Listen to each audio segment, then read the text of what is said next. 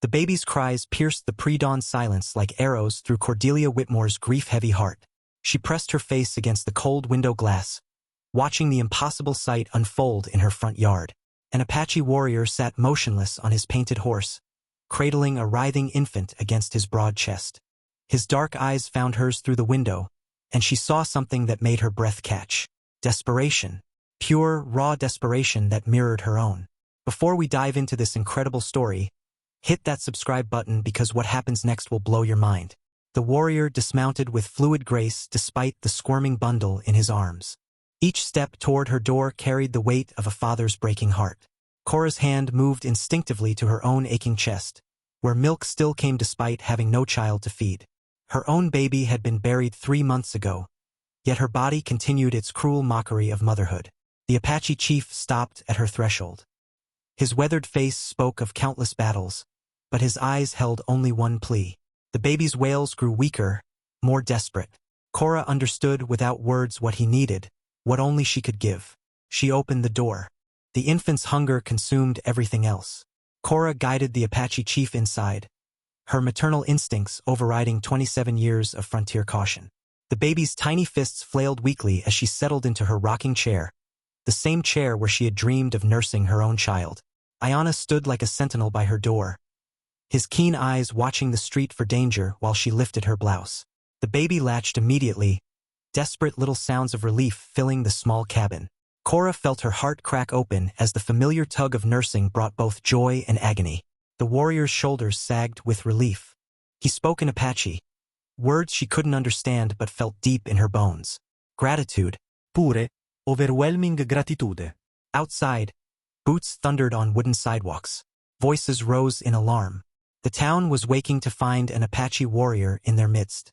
Reverend Blackthorn's voice cut through the morning air like judgment itself. What is that savage doing at the Whitmore place? Ayanna's hand moved to his knife, but Cora shook her head. Not while she held his child. The baby's breathing had steadied, tiny fingers curled against her breast. For the first time in months, Cora felt purpose flowing through her veins like warm honey. The pounding on her door began, but she didn't move. This child needed her. Nothing else mattered. The mob gathered like storm clouds outside Cora's window.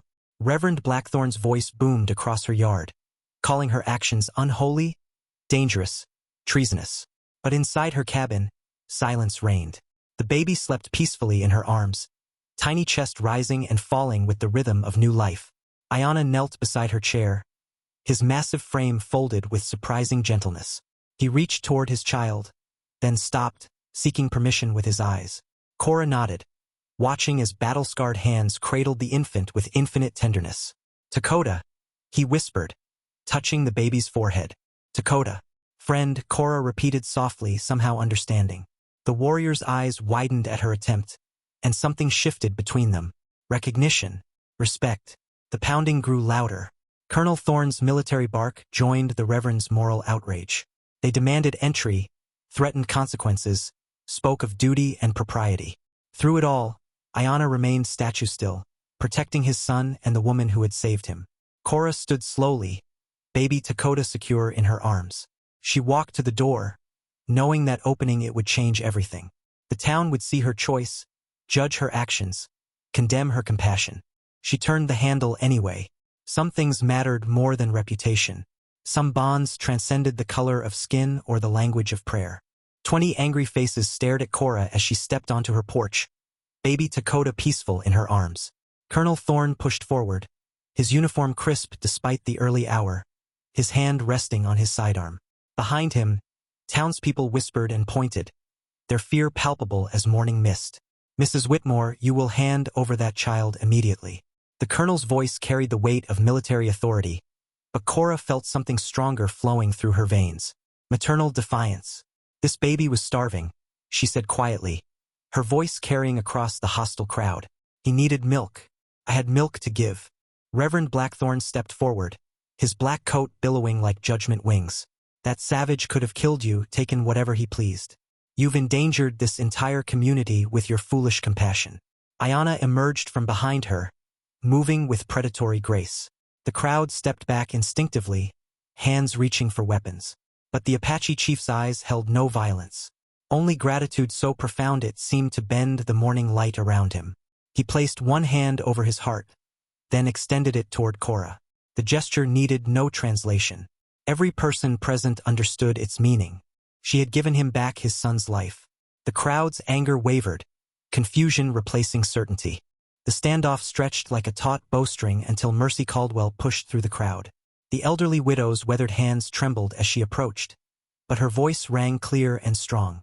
"I lost 3 babies to hunger during the harsh winter of '68, she announced to the stunned gathering.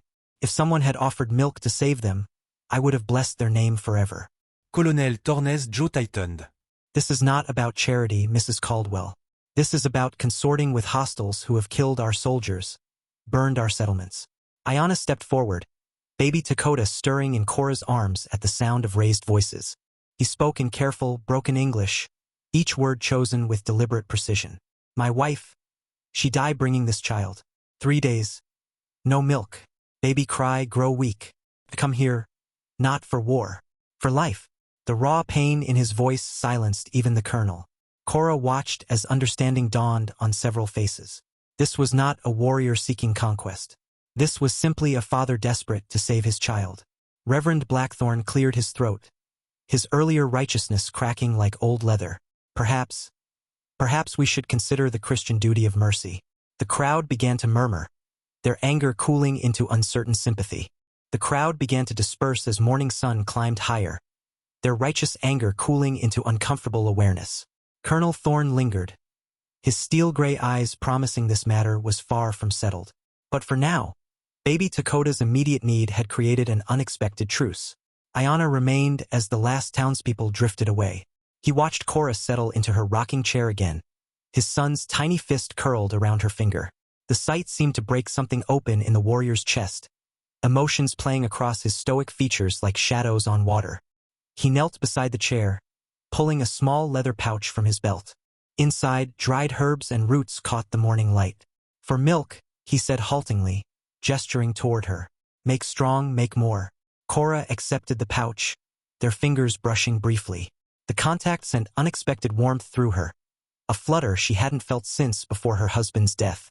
Ayanna's eyes held hers for a moment longer than necessary, something unspoken passing between them. Thank you, she whispered, unsure if she meant for the herbs or for allowing her to feel needed again. For the first time in months, her empty arms had purpose.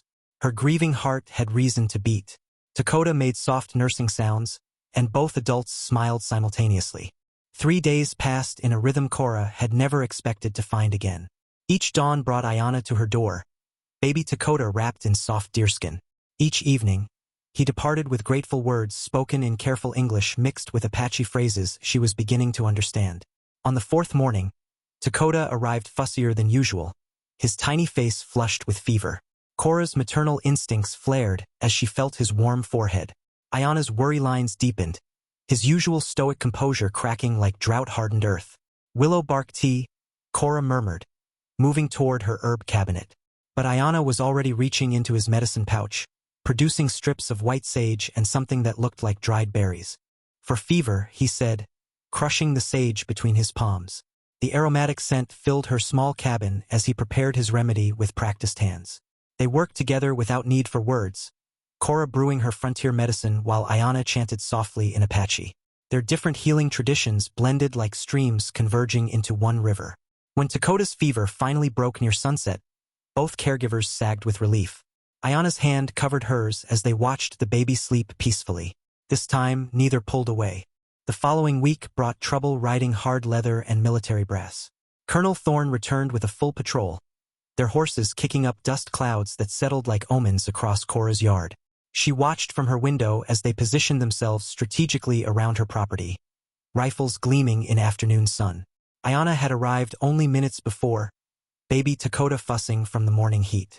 Now he stood frozen by her door, calculating distances to cover, escape routes through the settlement. His warrior instincts warred with paternal devotion as Dakota's cries grew more insistent. Mrs. Whitmore, Colonel Thorne's voice boomed across the yard. You will cease this dangerous association immediately. By order of the territorial government, you are forbidden from providing aid to hostile forces. Cora lifted Dakota to her shoulder, feeling his tiny body relax against her warmth. The baby's trust gave her strength she didn't know she possessed. This child is not a hostile force, Colonel. He is an innocent baby who needs care. The Colonel's hand moved to his sidearm. That savage's presence endangers every citizen in this territory. You will surrender the child and send his father away, or face charges of treason. Iana stepped protectively between Cora and the soldiers, his muscles coiled like a mountain cat preparing to strike. The standoff stretched taut as bowstring until Reverend Blackthorn appeared at the edge of the yard, his black coat billowing in the hot wind. Behind him walked half the town, their faces etched with uncertainty rather than the anger Cora had expected. "Colonel," the Reverend called out, his voice carrying newfound authority. "I've spent considerable time in prayer about this matter. This woman has shown Christian charity to a child in need. Would you arrest her for following Christ's teachings?" Thorne's jaw worked like he was chewing leather. "This isn't about charity, Reverend. This is about military security and territorial safety." Mercy Caldwell stepped forward from the gathered crowd, her weathered face resolute. "Then arrest us all, Colonel, because every woman here with milk in her breast would do the same for a starving baby." A murmur of agreement rippled through the townspeople. Sarah Peterson nodded firmly. Martha Wells crossed her arms in defiance. Even young Emma Foster, barely married, stood straighter with newfound courage. Iana watched this unexpected support with wonder in his dark eyes. He had come expecting death or capture, but instead found a community wrestling with its own conscience.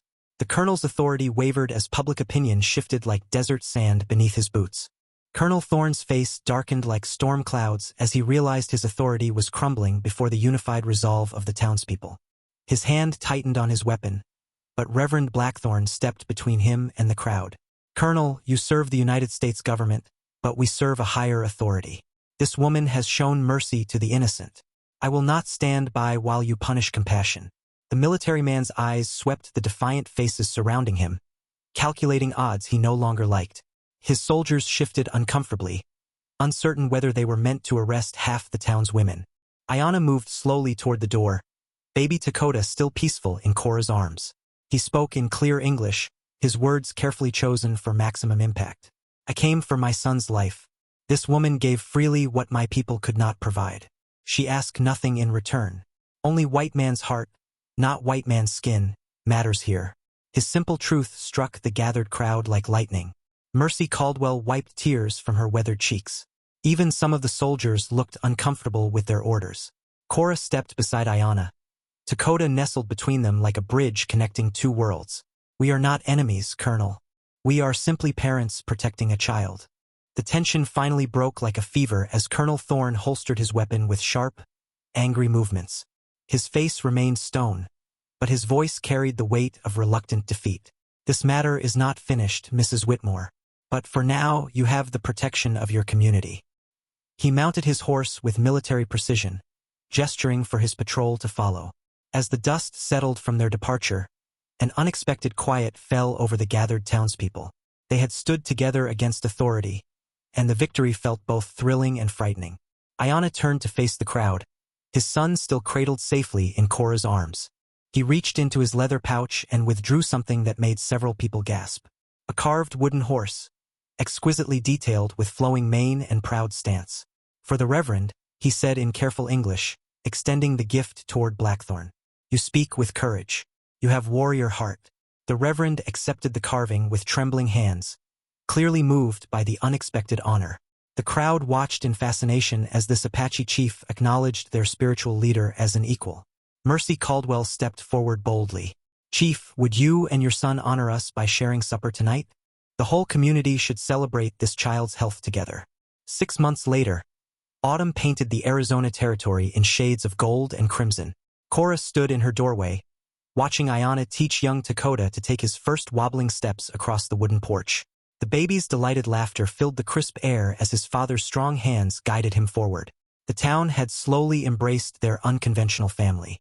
Reverend Blackthorn regularly invited them to Sunday suppers, and Mercy Caldwell had become little Dakota's devoted grandmother figure. Even former skeptics now greeted them with genuine warmth on market days. Iana rose and moved beside Cora, their shoulders touching in comfortable intimacy. His English had improved dramatically, but some truths needed no words. When he placed his calloused hand over hers, she felt the quiet strength that had sustained them through impossible odds. Dakota babbled happily, reaching for both his parents with chubby arms that knew no distinction between cultures. In his innocent eyes, they were simply Mama and Papa, love and safety, home. Have you ever found belonging in unexpected places? Tell us about your moment of acceptance in the comments below. Cora smiled as Ayanna lifted their son, knowing that love had indeed built bridges where fear once created walls. Some families were born from the heart rather than blood.